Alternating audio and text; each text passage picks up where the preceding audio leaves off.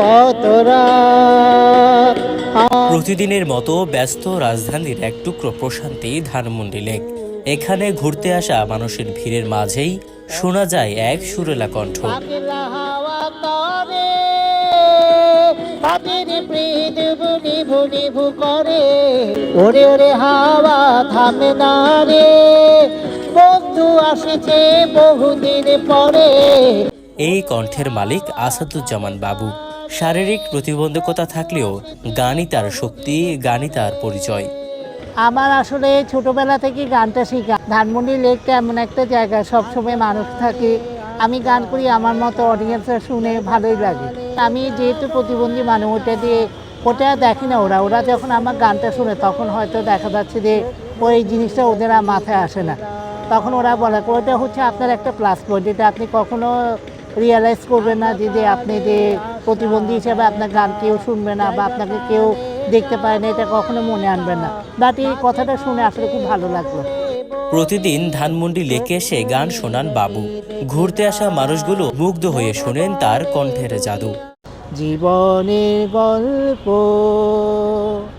আছে বাকি অল্প।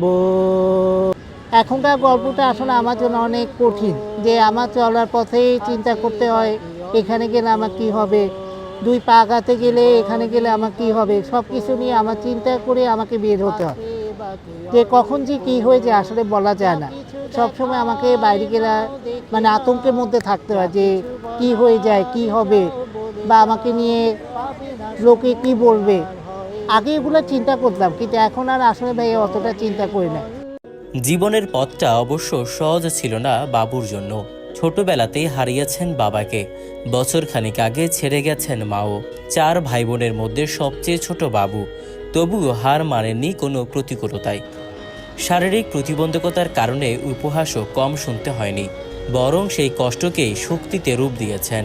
একটা শিশু যখন আপনার 2 থেকে 3 বছরের বাচ্চা যখন যেভাবে হাঁটে, ওইভাবে আমি আস্তে আস্তে হাঁটা চলা শুরু করি। হয়তো একদিন সফলতা আমার জীবনে আসবে, কিন্তু অত মা থাকবে না, এখন ওটাই হচ্ছে।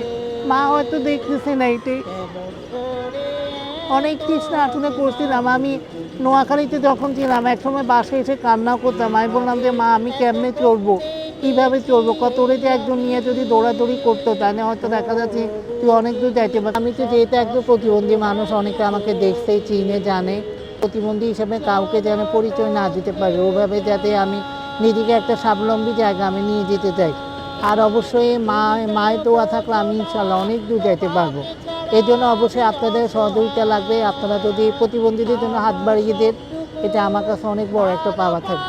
আমাকে দেখে আর 10টা ছেলেমেয়েরাও তারাও যেন এগিয়ে আসে, যে উনি যখন পারছে আমরাও কেন পারবো না। আমি আমার সর্বস্ব দিয়ে চেষ্টা করব। এই প্রতিভাবান তরুণ কি পাবে তার প্রাপ্য সুযোগ?